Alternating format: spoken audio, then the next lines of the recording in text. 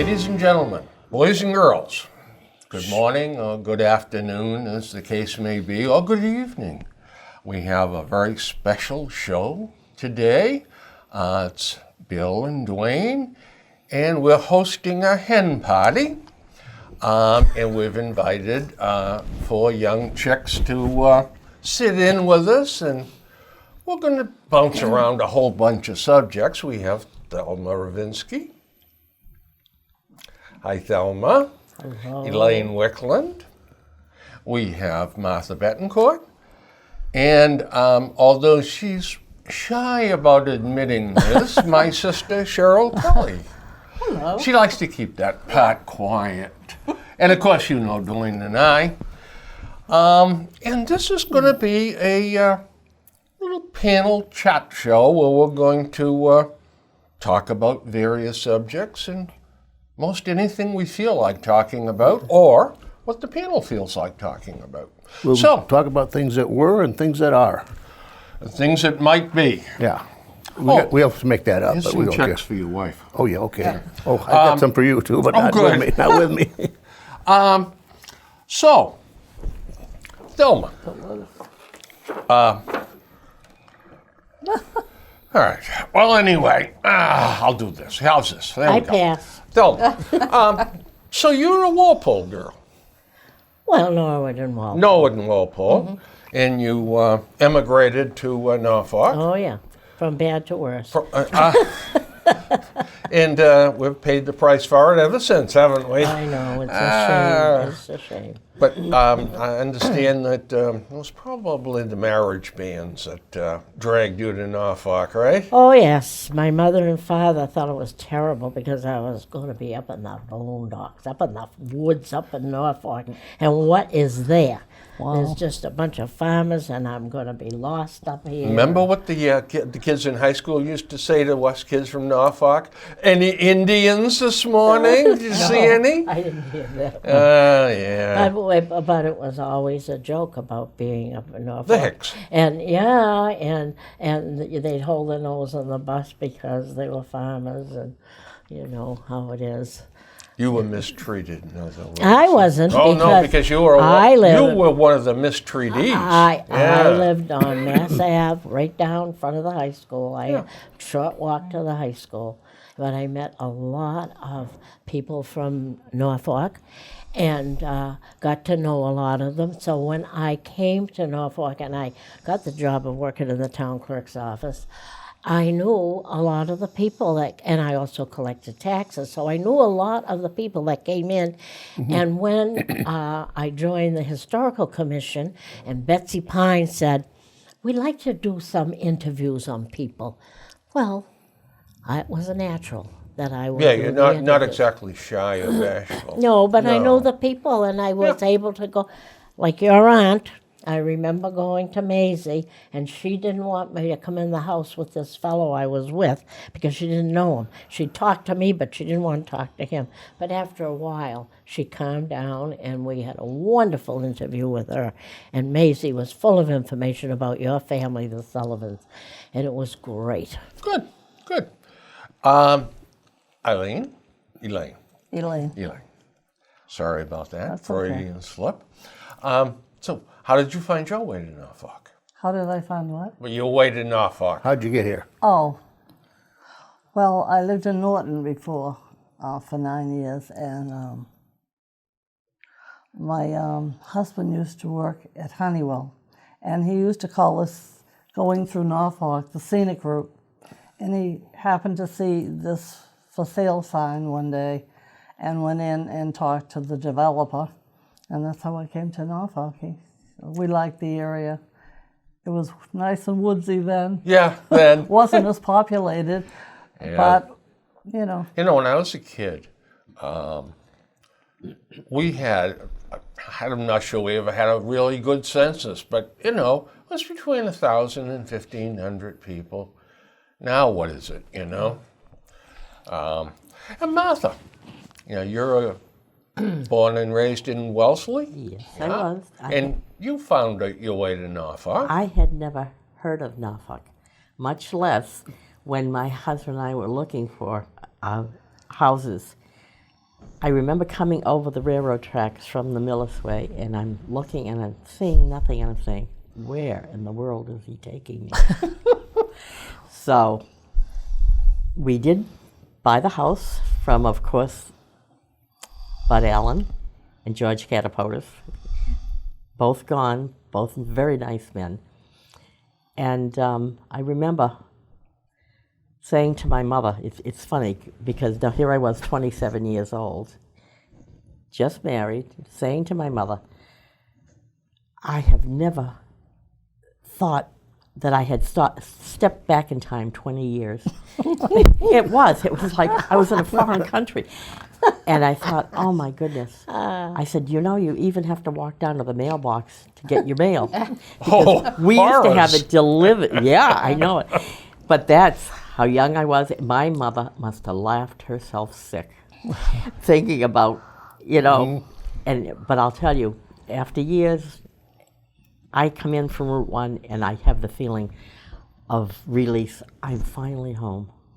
It's just a beautiful town to You live got in. over the culture Oh, shock. yes, Country I did. bumpkin now. I am, and a very nice thing that happened was when my mother came to live with us in 1970, I heard her saying on the phone to one of her friends, you know, Norfolk reminds me of Wellesley when it was young, and I thought, she's happy here, good. So yeah, it was, so very good time. You know, one of the good things I did that I enjoyed a lot was teaching CCD, and I would let the kids get away with murder, very frankly. I'd take the catechism and see the 4 or 5 points that they wanted me to stress, you know, for that particular week, and we'd talk about it briefly, and I'd make the points, and then I'd say, what do you guys want to talk about? So we had a lot of great conversations. The kids are great. One of the great conversations we had was, what a stupid town this is. Well, now when you're a teenager, now there's no center of town, no street corner or whatever to hang out at. There's no, like down in Norwood, the Norwood Sports Center was a magnet for people to hang out at, you know, teenagers and 20s and all of that. There's nothing here in Norfolk, Oh, you but know? there was. Well, They used to hang out on the corner where the parrot, where our it's Country Crossing now, and over at the bandstand, they used to hang there because, if you remember. no, I don't remember that. I missed that. Well, I remember. Oh, I've lived here I for think it was almost on 70 Kids' Day. years. Well, They used to all right. hang Oh, I out on can the wall. relate. Well, Yeah. I'm talking to these kids. Yeah. That was probably 10 or 15 years ago. Yeah. And that was one of their complaints. There's no place to hang yeah, out, blah, blah, well blah. then, yeah. And I said to them, you know, kids, you got to think about something. All right?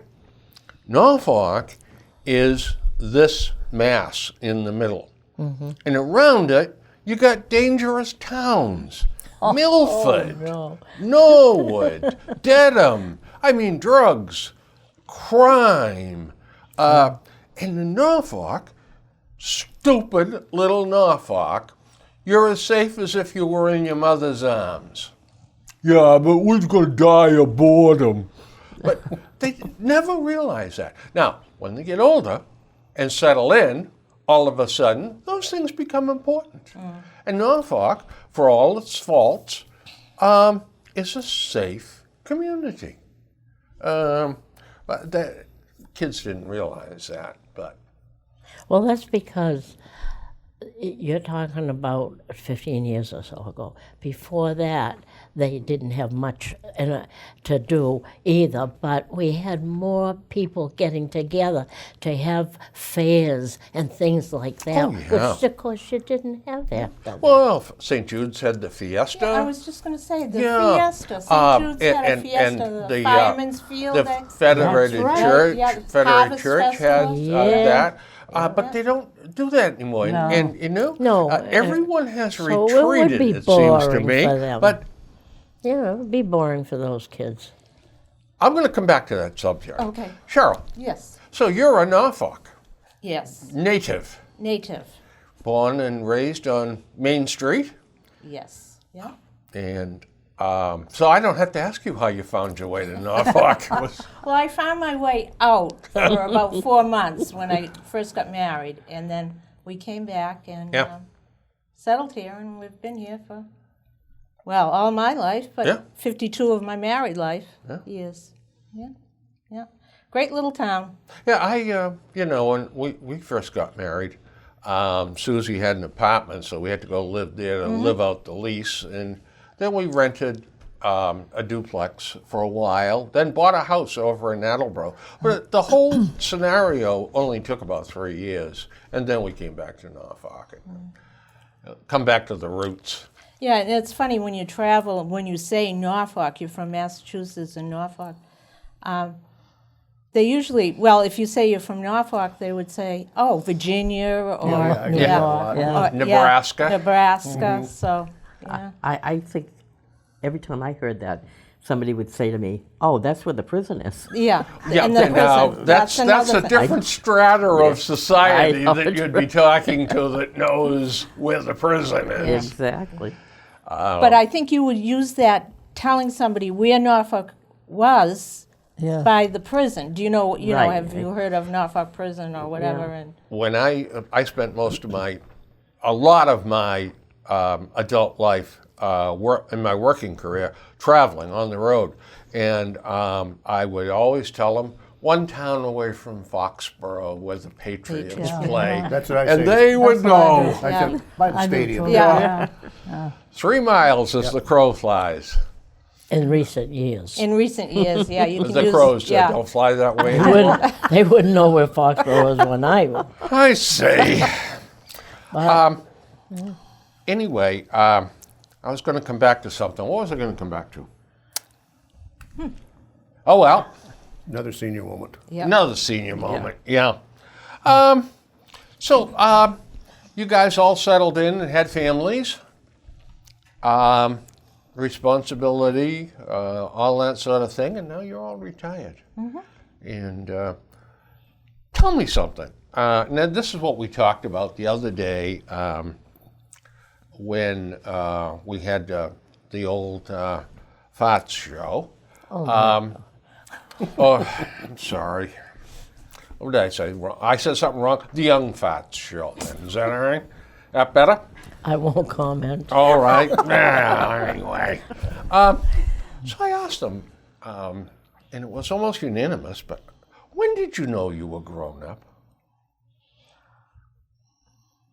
Well, I don't think it was 16 where they now want us to pass something about voting. I don't think I knew anything about voting then at all and wasn't that interested.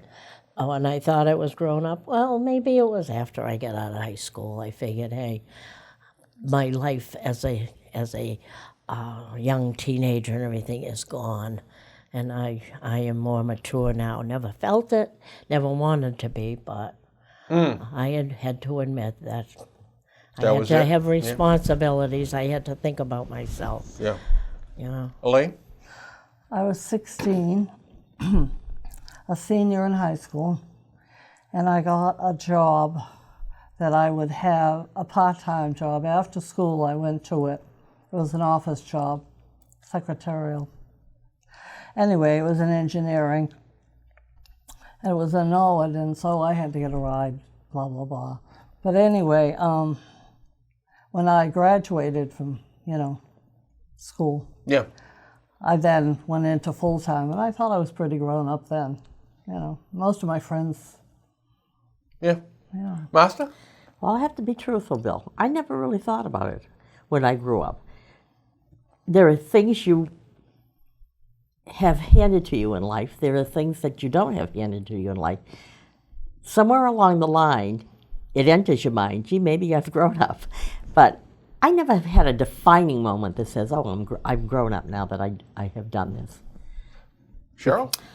I think once you leave school, the responsibility of supporting yourself, you look at it and you say, no one's going to take care of me anymore. But I truly think when you hold your first child, that's when you know you're grown up. Yeah, the silliness is behind you. Yeah. Yeah. Yeah. Yeah. Yeah. The responsibility is there for the rest of your life. How about you, Bill? When I went in the Army? He never grew up. Yeah. Yeah. That's pretty universal. I think everybody is. Yeah, I mean, you and me and What? Norman Nichol, we did a show the other Step day. off that bus. Yeah. And that guy with a Yogi Bear hat yelling at your face. You know the game has changed. You know, you guys have never been through basic training. No. But there is one thing that Norman and Duane and I Yeah. all mentioned. It's all the same. Huh? Your When you experiences- go to what they call reception center at Fort Dix, and they give you uniforms and blah blah blah, haircuts and shots and all kinds of stuff, tests. Then you go to basic training and you get on a bus. Now you got your duffel bag, and I think it weighs put about it- 200 pounds. all the crap they've given you is in the duffel bag, and you sit in the bus with it on your lap. Oh boy. Now, you drive to whatever outfit you're going to be in for the next 8 weeks, and there are these screaming psychopaths that run up to the bus, banging on the windows, banging on the side. You got 3 seconds to get off that bus or I'm going to kill you. What? Yeah, Oh, yeah. yeah, that was our drill instructors. Oh my gosh. Yeah, That was an abuse. and let me tell you, Oh my you want to gosh. try see 42 guys with duffel bags trying to get off the bus so they won't get killed. Crawling all over each other to get out of there. My son never told me that. and he Oh, went in- God. And it's very interesting. Out of that 42 on that bus, if you got one that's defiant, Oh. that DI will get right up in your face and Oh, start yelling no. at. And this guy will say, the recruit will say, "Get away! Get away from me! I don't know." Boy, he's just signed his death warrant. Yeah. Because he's not going to live that down for the next 8 weeks. He's going to be.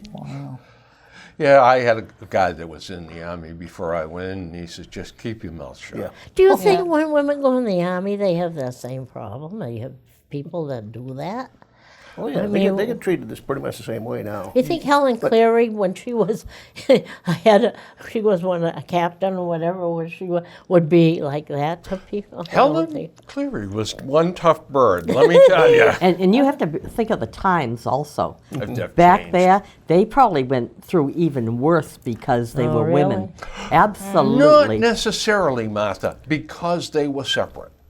Oh, All right, okay, the men all and the right. women were separate. The WACs were over there. They had their own barracks. They had their own basic training, and also the WACs were trained for nursing, secretarial, drivers. So they were treated totally differently. It was like hands off almost. Today they mix. Yeah. They make- And yeah. all the physical training is done. There's no differential. No. It's Yeah. You know, in the rifle range. Yeah. And, Yeah. it's all the same. Bivouac, and that's created a lot of problems. A lot of problems. It was much simpler during World War II, I think. Well, yes, because the thinking Life was totally was different simpler also. before World War II. Oh, and, Well, and now much. the women are going into combat. So Yeah. Well, you know what? Have they actually been in combat? Yeah. Or they okay? Or are they just in combat outfits? Well, they're in combat outfits, and today, like someone in Afghanistan and Iraq, you can't avoid it. If you, yeah, you have to be prepared. You know. Yeah. And of course, we have woman jet pilots. I was just going to say, and, yeah, women jet. and the first woman jet pilot in combat came out in today's paper and she's on said paper today. that commanding officer raped her. Yeah, yeah. Oh, yes, it was on the news. Yeah. And that's part and parcel of another set of problems. And when you start, Well, we have all had problems since the world began, and only they seem have. to be getting more aware of things because we have media and all this. When back in our day, we were lucky if we had a radio. So this is what happens. You're too aware of things, and it's scary, and you have to kind of block out a lot of things because if you don't, you could lose your mind to think about and worry about things. and it's much more complex. It is. You've got a ton of things if What is going to inside you- happen? What you I think wonder? you have to be aware, though. Oh, Yeah. you got to be Oh, yeah, aware. absolutely. That's the whole Yeah. thing, you know. Yeah. can't As block a it. young girl traveling across the country, because I went to California to work and everything, and I had to come back and by myself. Oh boy, did my eyes open! I was a pump. A Norfolk girl that lived on the sticks and never was aware of what was happening, and going to California and seeing the way they lived and everything. Whoa! And I didn't want to be there. Culture shock, huh? Yeah. It was. Yeah. They were so fast living out there. Boy, They're even faster now. I don't know if you can they get have- anywhere. Yeah. This morning, with the news, on the news, they were talking that the Democrats are going to put forth a bill to allow 16-year-olds to vote. Well, yeah, that when we were hearing talking about that, about that was yeah. ridiculous. Yeah, I mean, that's what I meant. That's is. the subject that I was going to come back to. Yeah. How the devil? I know my 3 boys. I remember them as 16. Yeah. They couldn't come up with a rational thought if you put a pipe wrench on their head. Bill, for the last few years, I have been hearing that clinical studies have been done on this for years. And they're saying now that the average teenage mind doesn't even develop till they're well into their 20s. Yeah, So 25. how can you explain to me how a 16-year-old, and I don't even know where this Woman. woman, and I'm almost ashamed to say she's from Massachusetts. Yeah.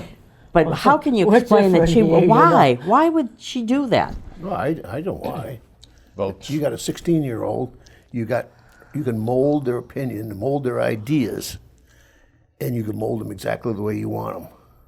Look at this. What is it? The green movement. Yeah, What do you call the- that? Oh, yeah. Yeah. The crazy thing, we're going to get rid of So- fossil so- fuels, and everybody's Yeah. going to get a free house and free education and free this. We have When so you do that to a 16-year-old, they go, "Oh, great!"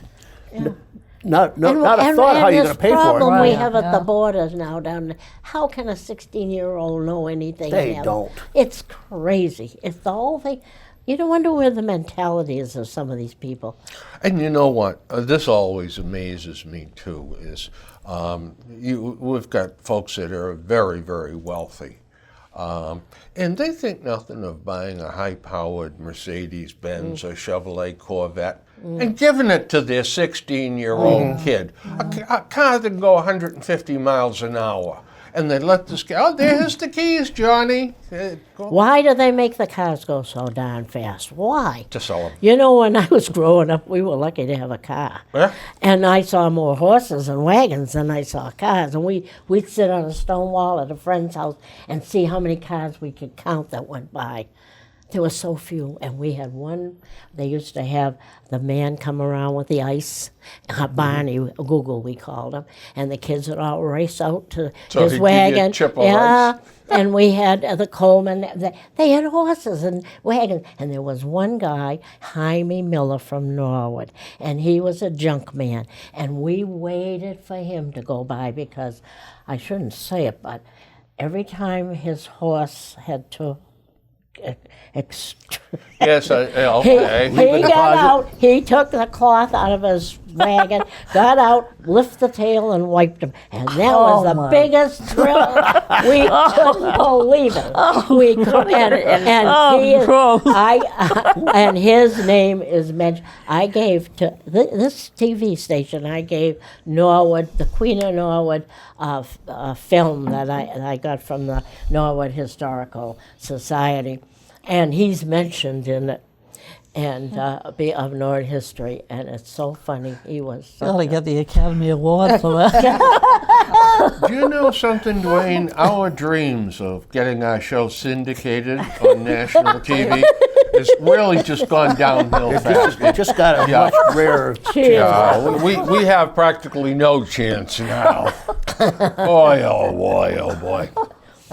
Well, All right. you're sorry you brought me on here. No, I'm not, because we can have you hauled out of here. Tell me something, Thelma. What was the happiest day of your life? the happiest day of my life. If you want to skip yourself, we'll go to Elaine and come back to you. But I know you need to stop and think about things, and you get a whole bunch of happy moments. No, but I have had a lot of. I have been very fortunate. I had a good childhood. I had good parents and a lot of friends, and we got along fine. I've had girlfriends that we never argued, never fought. We all got together and enjoyed each other, and I can't say the happiest moment was the day I got married, because I don't think that was the happiest day. Or even it wasn't when Ed's either. I mean, Huh? it wasn't Ed's either. I think you better go to He Elaine. confided in me. I have many happy, moments, but one that stands out in my mind because giving birth, my first child, it was such a miracle that I was, really. You felt I held was- life. Right, and I felt I was truly blessed, Yeah. Wonderful. Masa? I, like Elaine and everybody else probably too, I have a lot of wonderful. I don't think one ever stood out. Maybe just one, a spiritual thing that happened to me. I think it was in my early 20s, and I had relatives down in the Virginia area, and we were waiting. It was about midnight, 1 o'clock, to go over on the Kip-to-Peak ferry to the mainland. And I walked, and those were the days where you saw white and so we got there, and it's pitch dark, the dock is there, and I hear this harmonica playing. And I wandered down the dock, and there's this black gentleman leaning up against the piling, playing the harmonica. That was I was just in awe that something that beautiful. It was just like, wow. It was. I just, and that was, like I said, the time it was in. You wouldn't dare speak to them. Right. But it was just so beautiful. I just stood there and listened. Wow. Yeah. That's a great story. And he never even recognized me. Even though he saw me standing there, he just kept playing. And I thought that was absolutely beautiful. How about that? Cheryl? I think having children Yeah. is probably the Yeah. happiest day Yeah. of your life. Yeah. Dwayne? Oh, I got, like they have, I got several. When I was younger, I never had a real bicycle.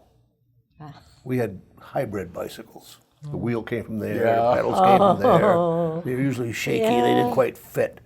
And it was at a church function, and I won a bicycle. Oh, wow. And I was so excited about that bicycle. Oh, that was the best thing that ever happened to me at that point. And then as you went on, I can remember the day I got married was 51 years ago this month. And I remember it was colder than hell. Oh my God, this was in Wisconsin. Yeah. The height of the day was probably 10 or 12 below zero. Not the wind chill, the high, the actual temperature. Boy. But that's not unusual for there. And then another thing that I was really felt great walking this far off is when I stepped off that airplane coming back from Vietnam. When I got to California and I went down that gangplank, they didn't have the tubes things in it. You walk down the steps. And everybody, there was guys getting on the ground and kissing the runway. But everybody was cheering and yelling. Yeah. It That makes one me really- want to cry Yeah. from what you went through and Yeah. everything. Absolutely. Yeah. Yeah. That's great. That's great. Myself, I know it's a flip of the coin between getting the day I got married and the day of my first son being born. Really felt very proud of that. I was very, very happy. What was the son's name? Paul. Paul was the first. Yeah. They're all P's, right? Yeah. Peter, Paul, and Paul, Patrick, and Patrick. Peter. Yeah. And you know what? I'm very, very happy but very thankful that they all turned out to be good guys. Yeah. Yeah. That's yeah, wonderful. They had good parents. One, And they one parent- anyway. And they parented. Yes. You know, that it really, to me, is one of the biggest problems in this country is single-parent households. children need a family structure. They need a dad, they need a mom.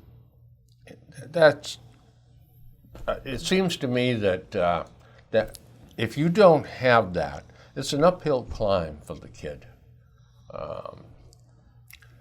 But anywho, what was your first car? I never learned to drive until my son was 6 months old. So my first car would have been the one my husband bought. I don't remember whether it was an Oldsmobile or what it was. But I didn't have one my own. Hey, when I grew up, as I say, there weren't many cars around. My sister learned to drive because my father was sick with cancer, and I was married at the time.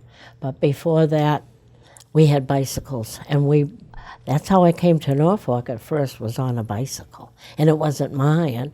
I probably was my sister. She had paid $50 for a boy's bike because you couldn't even get a girl's bike back before the war and everything. But no, I couldn't. My first car, as I say, it was one. It was a forgettable moment. Yeah, and I didn't wreck it or anything. Oh, good. Elaine? My first car was after I got married. I didn't have a car before that. To get to work, we carpooled. And so the first car was an Oldsmobile. It was a big car. Yeah, it was. Yeah. But I enjoyed it. Good. Martha? My first car was I think it was a 54 Ford, dark green, and I was the first one in my family that learned to drive. My mother did right after me. Wow. So it was really a good moment for us both. That's great. Yeah, it was nice. 57 Chevy. Yeah. I wish I had it. That's a popular car today. That was one. blue. Blue. Blue. Yeah. Yeah. Oh, Yeah. geez. Yeah. Standard. Yeah. Yep, yeah. And Yeah. you had a... 52 Chevy Power Glide. That's Oh. right. Oh, Dug dear. out of a snowbank that a farmer quit driving when he got cataracts, and it sat there for about 10 or 15 years. And Channel 5, who was the guy that had the Chevy for how many years? Peter Mahegan. Keegan, Yeah. Peter Mahegan. pulled it out, had 4 rotten tires on it, put retreads. In those days, you could buy retreads. Oh, Yeah. And a new fuel pump, and that's all it took. And then for a $25 car, I got it out of it. What? $25 I paid for that car. Well, it was just sitting there for years and years under a snowbank, and it was nothing there. And how old were you? 17, 18. Oh, really? And then Oh, that was a big it deal. ran and ran and ran. I still had it when I went in the Army. My word. I had a 53 Oldsmobile 98. The first one. I bought it from Norwood Cadillac down in Norwood. And, well, I suppose I can tell this story. Okay, maybe we better block our ears.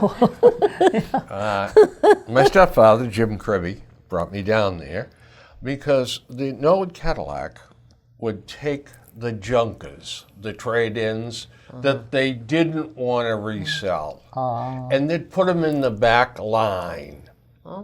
And Kribbe would go down every once in a while and buy 4 or 5 of them. $10 for this one, $12 for that one, and tow them back, fix them up, and sell them.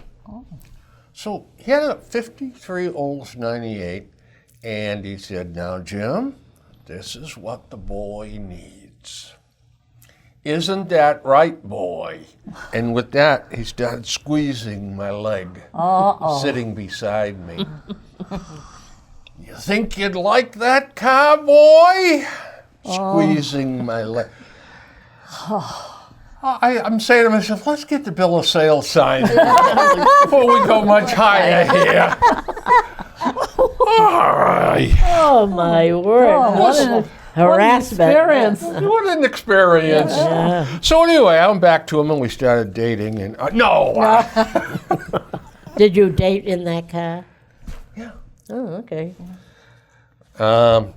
Actually, no.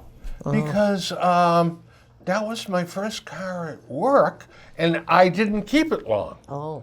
The next car was a Oh, you made a lot of money at work, so you could buy a new car. Well, John Phelan wanted to have a car. And he said to me, he said, you ever going to sell this car? He said, I really like this car. I said, John, I paid $225 for it. Give me $225 and take it away. Because I had my eye on something else anyway. And I bought a town of Millis chief's car, police car, a 59 Chevrolet with 54,000 miles on it.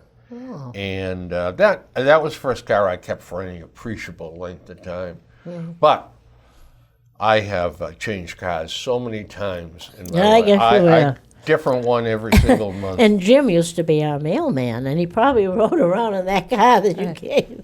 Oh, yeah. No, Jimmy got his father's Buick. Oh. 51 Buick. And anyway, okay. So, what is your favorite pig out food? Supposing you go out to dinner. What's the thing you don't have at home that you're going to have when you go out? Probably fried clams or something like that. I like that. All right. I like. You're an expensive date. Fried shrimp and fried scallops. Oh, that's a good combo. I could tell you where, too. Well, I have to tell you, I have two. In the wintertime, when we go out as a family, I always get, as well as most of the family, filet. In the summertime, I like my clams and my shrimp. Yeah, clams, shrimp, lobster in the summertime. Yeah. Yeah. Well, that's interesting. Yeah. Lobster roll. When we had the old guys on, it was 3 votes for prime rib. Yeah. Oh, really? That's right. Oh, yeah. Yeah. Bring out the biggest prime rib. Yeah. You know, I took a company out. I had a very good customer in Chicago. And Ed Valunas, he was Lithuanian too, like my wife. Yeah. And Ed was extremely generously proportioned. So he'd just given me a contract for like $30,000, and so I went out to see him and thank him, and take him and his office crew out to dinner. And we went to a steakhouse, Don Shula Steakhouse. Now, Don Shula was a very famous football coach, and he had the steakhouse out there. Well, Ed ordered the 54-ounce prime rib. Oh, my word. And I remember it because it was like $70. Yeah. It's huge. And he ate every scrap of it. I'm surprised he didn't eat the damn bone. Wow. That's like, what, 6 pounds? Yeah. I'll tell you, it was fun. Holy. Did you have to help him out of the chair after dinner? Well, I'll tell you what, Yeah. he So you're probably getting lubricated only his that much of throat it. Yeah. while we ate But it's probably with not that numerous Yeah. beers. So it just slid down. That's the Boy, you biggest. should have taken him when you were down in Texas. There's a place that if they give you this great big thing, if you can finish it all. And Yeah, yeah. it's on the Yeah. house, yeah. Yeah. Oof. I'll tell you what, he would do it, I'll tell you. But you know what? He was a great customer. Yeah. Man, he used to buy everything from me. He was a good guy. Well, you were a good talker. Yeah, there's something to do with I think that has a little something to do with it. Yeah. Do you have a favorite restaurant? A favorite restaurant? No, I don't have a favorite Oh, okay. restaurant. But there are places around here that I like to go to, and not expensive, and I won't give any plugs. Do any of them have names? Yeah. Well, why don't you give us a Well, name? one I like If you over give him a plug, you might off get a of free Park meal. Street, huh? Give him a plug, you might get a free meal when you walk in. Nikki's over in Rentham, yeah. They're so good, and every year I thank him for the fact that he gives a free Thanksgiving dinner to our seniors and That's that. right. And I am so thankful that They're good we people. have somebody to do something like that. Their food is inexpensive, and it's good food, and I think it's clean, and that's important to me. Yeah, they wash the waitresses every day. Oh yeah. Lane? I also like Nikki's Yep. in Rentham, and I like the Horse and Carriage, which is just down the street. You can't go wrong there, I The don't think. same two places, except one is more expensive than Yeah, the that's other. right. Yeah.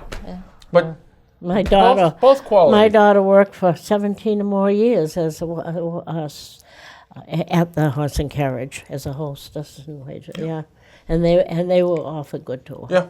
Yeah. Martha? Well, if you're talking about just everyday, not elegant eating, I always go for the Horse and Carriage because I have never had a bad meal there, I must say, in all the years that I've been going there. Cheryl? Yeah, I concur. Also, I like the Wayside Inn. Oh, yeah. Oh, yeah. There's a restaurant in West Brookfield, the Salem Cross Inn. Oh yes, we used to Yeah, go there. yeah, Seniors yeah. ride. Yeah. Yeah. We Yeah, don't Susie have- doesn't let me go more than 5 miles from home. But basically, you know, Just to keep a tight rein. every Yeah. day, Yeah. the Horse and Carriage, Nikki's, yeah, I got them. String them that long. Yeah. Obviously. What do you like? If we're going Chinese, I like Szechuan. Uh-huh. And Chengdu and Mansfield, right down on Main Street there. is Oh, great I've never been Szechuan. there. Oh yeah, Great Szechuan restaurant. really? There's a fairly new Japanese steakhouse on Route 1 called Yamato's. They're really good. We're Route 1 where? Just above, where the Ernie Box used car yeah. place Oh, is. yeah. Yeah. It's in that next block. Oh, is it? Right, it's in a new strip mall Oh, there. and Yeah, that's in a good fact, place. I think Salvation Army was in They that might have block. Yeah. And Oh, that's interesting. We've been there 3 or 4 times now. It's a little different. It's one of them where they cook the hibachi right thing on- on your yeah, table. yeah. But usually those places, the food is secondary and the show is primary. But here, the food is they give you so much. Everybody has to take a box home. Wow. The meat, the things that other places charge you extra for, everything is included. Kids love it too. But these guys are really good. They got real good sense of humor. We're really fortunate to have a lot of choice. You're making me hungry. We have many choice. Yeah, I know. Are you guys Sounds so taking us good. out afterwards, I wonder? we have to do a show afterwards. Otherwise, What a poor excuse. the next show we'll do it. What is your favorite flavor of ice cream? Oh, I like frozen pudding. Oh my God. Really? Mm-hmm. Oh, yuck. Elaine? I like coffee ice cream. Coffee ice cream. Coffee ice cream. coffee, vanilla. Breyer's vanilla with little pieces of Yeah. vanilla bean chopped up in it. I like chocolate. Do you have hobbies? Oh my gosh, I got many. I have many hobbies. I play the organ for my own amazement. I knit, I sew, I crochet, I've braided rugs, I've done quilts, I've done decorative painting. There's many things I have done. Wonderful. That keeps you busy. I am busy. Keeps you young. Well, Maybe that ship has sailed, huh? I think it has. When you get in your 90s, it's really on its way. But it keeps you active. Well, I know, at least, and I like to do crossword puzzles and stuff Yeah. like that too. So all that, Yeah. you know. That's great. Yeah. I like to read, and I like to play cards, and I like to play cribbage. You know, you're a rare breed. Why? Card players. That used to be great Oh, fun. It You is. know? Still It is. is. Yeah. Oh, it is. Yeah, but we're always playing whist. Tommy and I started playing bridge. I think when we were like 14 or 13 or something like that, and poker and rummy and that was. Oh, mate, Different games. and war. Oh, you When we know. were in grammar school, it was war. You know, my brother Tommy was it still is an interesting guy. And when we were kids, little kids, we had an old maid deck. And we'd play old maid. Yeah. Well, if Tommy got the old maid and we were down to a couple of cards, he'd have 3 cards. 1 card on one side, 1 card on the other, and the old maid would be in the middle. And it would be pulled up like this.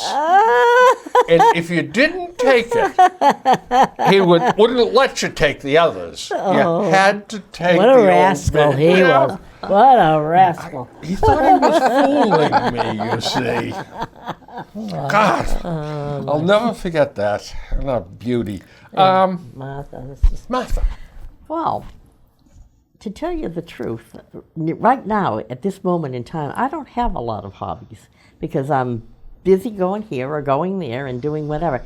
In the past, I crocheted. I did read a lot. Since my accident, I haven't been up to the library much, but it's, you know, as I aged, I have given up a lot of them. But I do more running back and forth and here and there than being in the house. Yeah. Well, that's important too. Well, give her a pair of wheels, she's off. oh, yeah, I'm off. I have to back Absolutely. up Elaine. What do you read? What kind of books? I don't particularly like biographies all the time. I think a lot of them are Yeah. fictional. I tend to agree with you. Yeah. But and I read different things. I read mysteries sometimes, Oh, I and like then I read mysteries. adventure. And I don't really like the soppy love stories, you know, beyond that.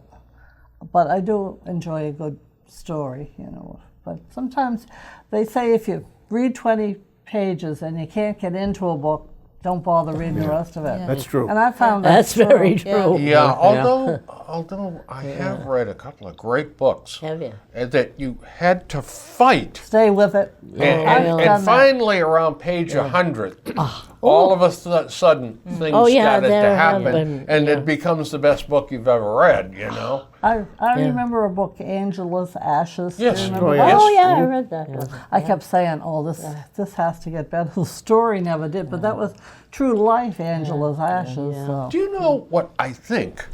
I probably get, I don't know, maybe 10 books that I think are the best books I've ever read. But one of them was The Source by James Michener. Oh, really? read that Yeah. one. I don't remember him right.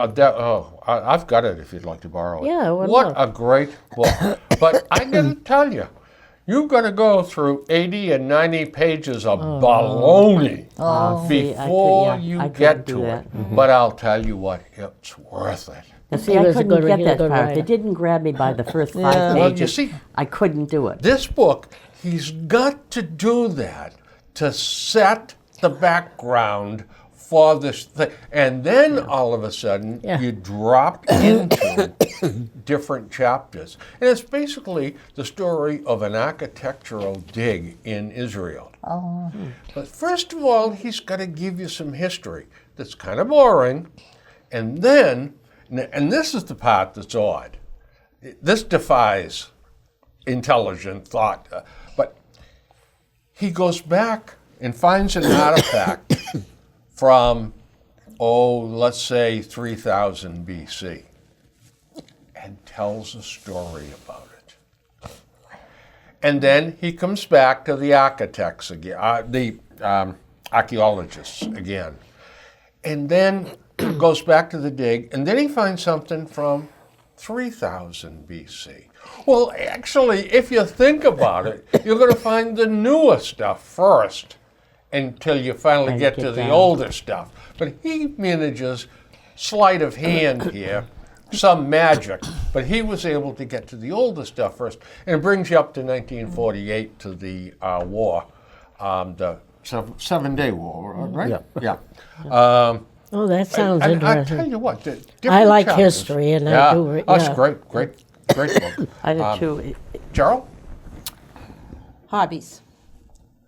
Yeah. Not, I don't have a lot of hobbies. Well, you do. You got a four-legged one. Yeah, I like dogs. I tried golf. failed miserably at golf. You're not alone. I think it's the most frustrating sport. But anyway, It I looks tried so the- easy, too. Yeah, it does. And, I had brothers that are good golfers. yeah. You know, well, it seems to me that I went golfing with my brother and Peter Turco. I think. Oh, Back- Peter, I yeah, know him. I mean, what a wonderful guy. Yeah. Back when we were 16 or something. And Peter ended up throwing bag and all, Yeah. all the clubs Very into the frustrating. pond. Oh, Yeah. I I have a true story about golfers being frustrated. Yeah. The location was Doughton Golf Course in Ohio. A friend of mine, we were both older students. We had time and stuff to. We'd go golfing sometimes. We're sitting on the 19th hole patio, having a couple of beers Oh, after we're great. done. This guy comes out, he finishes off, he goes up to the pond, and he takes his clubs and he throws them right out in the middle of the pond. Bill and I thought that was the funniest thing we ever saw. We're sitting having another beer. There he comes walking back again. He wades out, he's got a stick, and he's pulling his bag back. He opens it up, takes his car keys out, puts them in his pocket, and throws his bag back in the pond. That's his expensive. golfing career. That was his golfing career. Yeah. That was it. Oh, I took course over Norton Country Club. I remember going over there. And that was before I took a trip to Europe. And whatever I did, I broke a rib. I don't know, Lord. I'm probably trying to swing or, oh, that was a terrible plane ride because I hurt like everything. yeah. But my husband, we go in the back field and he would be practicing and he went right through the front of the Jeep, my son's Jeep, and broke the window. And oh my gosh, we figured, the both of us, we better wait until we're retired to do this game. And it never happened. Yeah. What do you got for hobbies, Duane?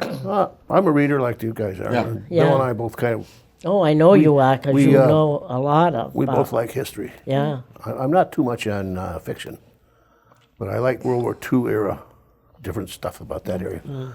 I used to be a golfer, Yeah. Yeah. never a good golfer, but and I got away from. I used to be a model builder.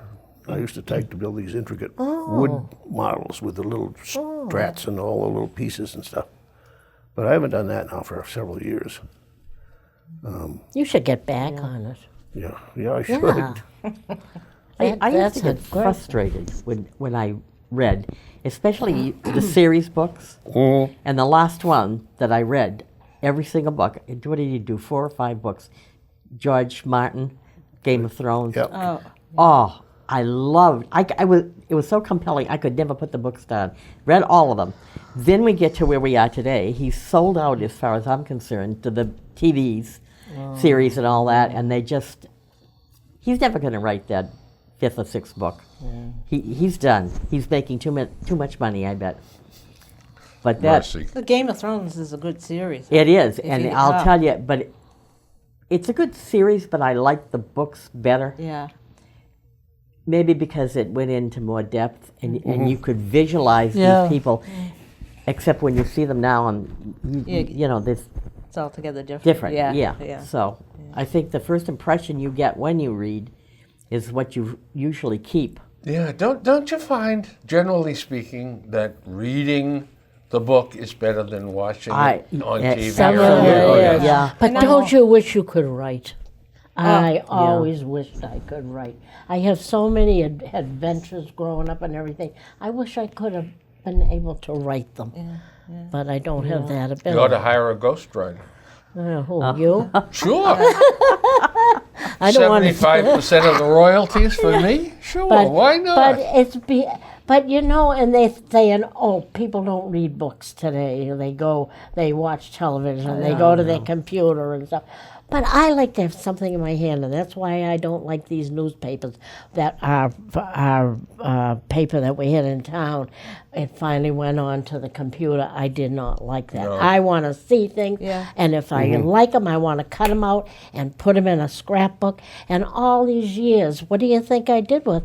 I'm on the Historical Commission for almost 40 years, and all this stuff has been because I have saved, I have scrapbooks on this and that, the Grange and whatever.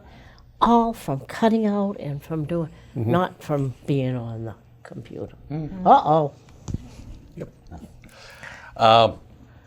I've got a whole bunch of hobbies.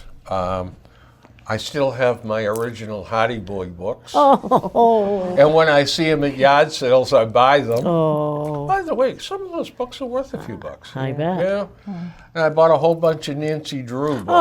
Oh, yes, I love Yeah, that. with the female Yeah, counter, mainly because they were want the like balance. 25 cents a piece, you know, and I know they're worth a couple of bucks a piece. Yeah. So, and I buy old books when I see them, real like turn of the century. Well, the library sale is coming up next Yeah, I month. don't find anything really good there though. But Some people have. I find stuff at yard sales. Yeah. Oh, good. Or Then you do a lot, do a lot of yard sales, do you? yeah, I do. I like Yeah. them. And there's a huge flea market, antique building down in Pawtucket. You can Oh, see yeah. it from 95. It's wall-to-wall booths where people consign stuff. And you find all kinds of things in there. Oh, I used and to there's do the it in first floor Norton. and the basement. Oh, remember I mean- Norton used to have a Oh, big, yeah. Norton Flea and Market. you missed that. I didn't realize there's one in Pawtucket that Yeah, big. it's in a building, you know. Oh, wow. If you behave yourself someday, I'll take you down there. let's take a bus. Yeah. But the Norton Flea Market, George Bernheimer was a big friend of mine, the guy that owned it. Oh, really? Yeah. One of the nicest guys you'd ever I want to loved meet. going there. Yeah. And God rest his soul, George was Jewish. And they fled Nazi Germany in boy. 1938. His Oh, father boy. could see the handwriting on the wall. And when George came to this country, his entire adult life he denied being Jewish. Now, Yeah. think about this for a second. His own country turned against the Jewish people. The police did. So he came to this country not knowing what it's all about, and they just kept to themselves, and they did not want it known they were Jewish. And Very all gun of shy that. at that point. Yeah. It was, but, Well, they wonderful weren't guy, the only wonderful guy. ones because Oh, I when know. I came to this town, and I was married into a family and people thought they were Jewish, nobody, I don't know why they had that. You know, next time when we get together, I'm going to ask you guys to explain anti-Semitism to me. What is it that makes people anti-Semites? I don't know either, but I did. Jen, our just said, "Give it up." Held that sign up. So she just gave me the high sign that we've spent an hour, and thank you all for coming. Oh, you're welcome. And we'll do this again soon. Thank Yeah, you. we just Glenn. scratched the Thank surface you, here. Wayne. Yeah, I got page upon page of things to ask you guys. Oh, the fabulous four. I'm gonna know everything about you and stop blackmailing you. So, on that note, I hope you enjoyed this at home, folks, and look forward to it happening again next time. So, it was cold last night. Had 4 degrees at my house. So stay warm. And Spring is coming, really. that's right. We think. So, good night. Bye-bye. Oh, here's to a hot toddy. You got vodka, you know.